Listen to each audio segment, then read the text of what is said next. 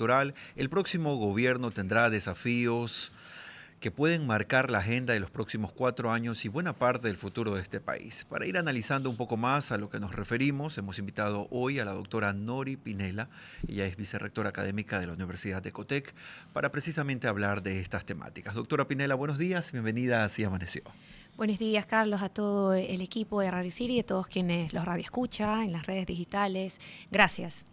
Doctora Pinela, el gobierno tiene desafíos muy bien planteados desde ya. La gente los reconoce, la gente solicita soluciones a sus problemas más cercanos, pero en términos generales, ¿cuáles son los puntos más importantes a los cuales deberá enfocarse el próximo gobierno? Bueno, en los aspectos, empecemos, ¿qué es lo que le preocupa primero a los ecuatorianos, ¿no? Vimos un sondeo de datos de Ipsos a finales del 2024 y mencionaba que esa principal preocupación de los ecuatorianos era el problema del desempleo. Quiere realmente más fuentes de trabajo. Colocaba en segundo lugar a la inseguridad. Algo medular del desarrollo de una sociedad, que es la educación, ni siquiera aparece en estos aspectos de preocupación. Y esto marca también que hoy, eso en un sondeo percepciones, ahora vemos hoy qué ha ocurrido en las últimas semanas, donde han incrementado los temas de índices de criminalidad, y entonces nuevamente estos factores están dentro de la preocupación de la población. Pero, Carlos, y a todos quienes nos escuchan, yo creo que la principal reflexión del Ecuador es el día a día, que por supuesto agobia esta problemática, pero si no miramos los problemas estructurales de país, difícilmente vamos a poder seguir llevando un día a día. Y ahí empezamos, lo primero que hay que visualizar, el problema, por supuesto, económico, que se marca desde no tener unas fuentes de empleo, pero radica en comprender los problemas estructurales del Ecuador, y ahí tocamos puntos sensibles. ¿Cómo cuáles? El principal, el tema de subsidios. Entonces, el tema de subsidios que sigue latente, que es un tema que no es, pues, por supuesto, para ganar votos, independientemente de quienes estén en el balotaje, ¿no? Yo creo que estos aspectos que no se tocan terminan siendo medulares. Cuando hablamos de subsidios, hablamos de afectación al presupuesto del Estado, de una reorganización de las finanzas públicas, y hemos incrementado la deuda pública, Carlos, pero ¿qué hemos hecho realmente para el tema de administrar la parte interna de los gastos? Entonces, esto es como en la economía familiar, ¿no? Hay un problema de economía y finanzas en las familias, hacemos préstamos de consumo. Entonces luego estamos con la deuda del préstamo de consumo y también queremos tener un tema de adquirir una vivienda, y no nos reorganizamos realmente en los gastos, y luego hacemos un segundo crédito de consumo para pagar la cuota del crédito anterior, para ver cómo podemos, si accedemos a un crédito hipotecario, cómo también cubrimos esas obligaciones. Están los gastos propios de casa, y entonces la familia no comprende realmente que hay otro tipo de medidas, y eso significa que si estábamos de pronto con un tema de una alimentación, empezando por ello, primero los chicos, los niños, sí, muy bien alimentados, los adultos, ¿en qué podemos exceder? Si teníamos salidas a comer fuera de casa, pues entonces nos reorganizamos y ahora tenemos que cocinar y comer dentro de casa, y que la familia comprenda que hay un cambio. Es lo mismo, al final la economía, más allá de las cifras, y de a veces en este término un tanto esotérico para el de a pie, para el ciudadano de a pie, no es otra cosa que comportamiento. Entonces, este comportamiento de familia se traslada realmente a la administración del Estado. Si el Estado no comprende que hay que reorganizar su estructura de costos en presupuesto, difícilmente vamos a poder avanzar. Entonces, sí que el tema de subsidios, todavía abordamos más o menos los 9.000 millones de dólares al año en subsidios, entonces no podemos sostenerlo. Tenemos un tema del problema de la seguridad social, el fondo de invalidez, vejez y muerte, que ya no solo es un tema de liquidez por la no aportación o los atrasos del 40% que le asigna el gobierno, sino que también es un tema ya no solo de liquidez, como menciono, sino un tema ya de su capacidad financiera. Entonces, en el corto plazo no se va a poder pagar. a los jubilados. No se va a poder cubrir los temas de salud que proporciona la seguridad social. Entonces, para esto, nuevamente, las propuestas de que siempre mencionamos sobre la academia, ¿no?, que hemos conversado en otras mesas de trabajo, es este acuerdo nacional, pero no de la retórica, sino de sentarse, en el caso de la seguridad social, empleadores, empleados, jubilados, aportadores independientes, por supuesto también el Estado, el gobierno, pero es poder encontrar una mejor solución entendiendo el bienestar común. Y aquí, Pero hay costos políticos ahí, doctora Pinela. Usted lo sabe, también ha transitado por esas líneas. claro, es que ese es el problema, Carlos. Cada vez que lo vemos desde el costo político. Entonces, el costo político hace que las decisiones sean en función de personas. O sea, ¿cuál es el beneficio que puede obtener la persona o un partido político? Pero cuando hablamos realmente de la necesidad del Ecuador. O sea, todos toman la bandera del Ecuador.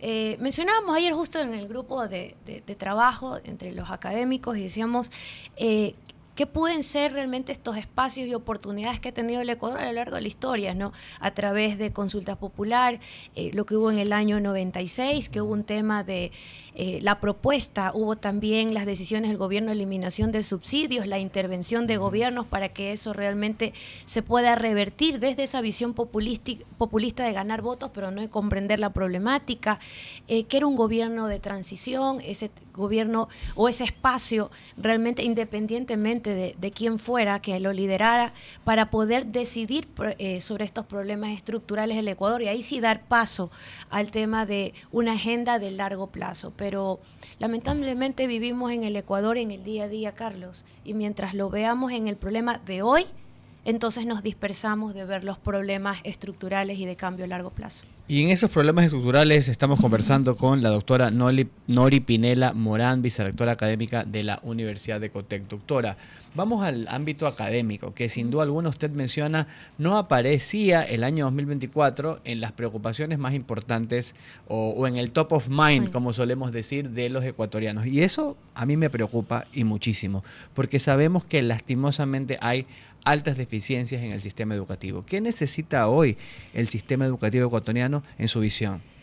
Voy a mencionar, Vicente Andrés, 4 ejes de hoy cómo vemos la educación desde partiendo sí de un diagnóstico y una realidad y hacia dónde debemos caminar. Lo primero, una realidad. Aproximadamente hay una deserción de 250.000 niños y adolescentes a partir de la pandemia hasta hoy. Lo segundo es la inseguridad y por lo tanto las escuelas no tienen entornos seguros y también un problema de infraestructura. Lo tercero, modelo educativo, currículum, pero más allá del papel. O sea, si nosotros ahorita visualizamos y vamos a los documentos del ministerio, existe. El tema es, ¿se ha evaluado? ¿Qué ha ocurrido con la implementación? ¿Cómo hemos monitoreado la implementación? Y dentro del mismo modelo educativo, currículum, las nuevas tecnologías. Hablamos hoy de la inteligencia artificial, pero lo primero es, y ahí voy al cuarto aspecto, factor o eje, como lo pudiéramos denominar, y la capacitación de nuestros docentes. Muy bien. Claro. ¿Qué ha pasado? Entonces, son temas. Ahora, estos 4 puntos nuevamente van a depender de poder abordarlos, de tener los recursos. Sin recursos nos quedamos en la mesa conversando, las propuestas están, decisiones políticas se necesitan, sí. Pero también vamos a necesitar de recursos económicos y ahí viene en la primera parte de la entrevista que mencionábamos de estos aspectos estructurales de país. Ahora, en tema de la deserción se da producto justamente de entornos donde no hay, primero, no tenemos fuentes de trabajo, los padres en su contexto de desesperación, los chicos viendo realmente qué ocurre en sus hogares. Fácilmente es muy sensible el tema de ser manipulados por temas de las mafias, temas de microtráfico, y entonces me alejo de las escuelas, ¿no? Entornos inseguros. Conocí un caso a finales de año que por tema de disputas de territorio, de mafias, el tema de balas perdidas, ¿no? Entonces afectó a un niño de 13 años en su rodilla. Imagínense esta familia, ir a un servicio de salud, nadie lo pudo atender, aparte que eran en los días de fin de Navidad, año, feriado. Sí. Entonces esperar hasta el primer día de labores. Esta parte de la población, al final, ¿qué queda? ¿O cómo ve a su sociedad? Con resignación. Entonces, ¿cómo motivamos con esta realidad a que los chicos regresen a las escuelas? Ahora sumemos el tema de infraestructura. ¿Hay que invertir en infraestructura escolar? Sí. Hoy veía justamente en las noticias ya 150 escuelas en el régimen Costa ya en la modalidad virtual. El restante pues, serán 30 escuelas más, pero son 180 en total con el total del plan de continuidad. Y revisé el plan de continuidad. Y si vemos el plan de continuidad es una cosa perfecta. Entonces nos reunimos, la comunidad educativa, el entorno cercano a la unidad educativa, analiza cuáles son las condiciones de la escuela, en qué puede ayudar la comunidad. Todo eso en papel es lindo. Esto sin contar también el temporal que ahorita está azotando. El temporal, por lluvia se tiene, cómo notificamos realmente al distrito, cuáles son los requerimientos. O sea, empecemos por preguntarnos si la escuela desde el inicio del periodo escolar tuvo todos los requerimientos de infraestructura. Entonces, no es imposible, pero se necesita definiciones, decisiones, este consenso del consenso de la práctica, en sentarnos, de debatir, en el buen sentido de debatir, pero de pensar en el Ecuador y en un proyecto de largo plazo que no esté atado a los intereses políticos. Creo que ahí hay una oportunidad para el Ecuador. ¿Y cómo vislumbra usted el panorama en función de la siguiente elección? Es decir, ¿cree usted que los ecuatorianos van a poder alcanzar a informarse totalmente de las propuestas y tener un voto consciente para esta elección decisiva? Nosotros siempre esperamos que el voto sea consciente. Yo creo que el primer principio es en defensa de la democracia es que vayamos a votar el día 13 de abril. Eso es lo primero. Creo que esa es la primera consigna, que el ciudadano que se haga cargo de que ir a ejercer el derecho al voto es defender la democracia. O sea, decir que hoy, aún con todo un sistema sensible o debilitado de partidos políticos, no perder la fe en nuestra democracia. Es un sistema, en todo el análisis, siempre va a ser superior a cualquier condición autoritaria. Eso es lo primero. Lo segundo, que se vislumbra, los resultados muestran que hay una polaridad en la intención y en cómo hoy el Ecuador visualiza a quién va a ser o quién pueda dirigir al Ecuador en los siguientes 4 años. Y yo... decir que si se llega plenamente a un voto informado, en eso trabajamos la academia. Poder tener el alcance, yo creo que no, estamos más bien, no nos podemos sentir solos y necesitamos el apoyo de los medios de comunicación en los espacios académicos que se generan para informar.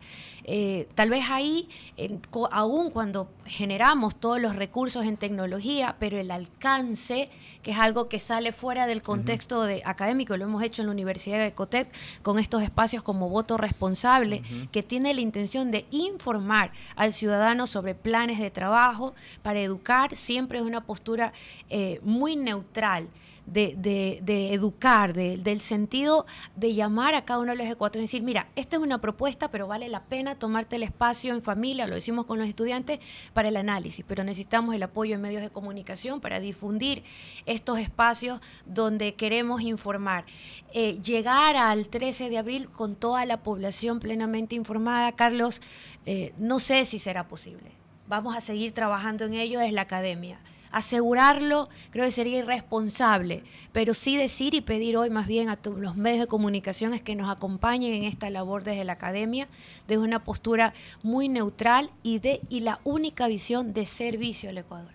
Queremos agradecer a la doctora Nori Pinela, vicerrectora académica de la Universidad Ecotec, aquí analizando las situaciones que enfrentará el próximo gobierno, independientemente de quién sea electo en el país para ejercer la presidencia de la República. Gracias, doctora, por estar con nosotros. A ustedes, gracias. 9:45 de la mañana.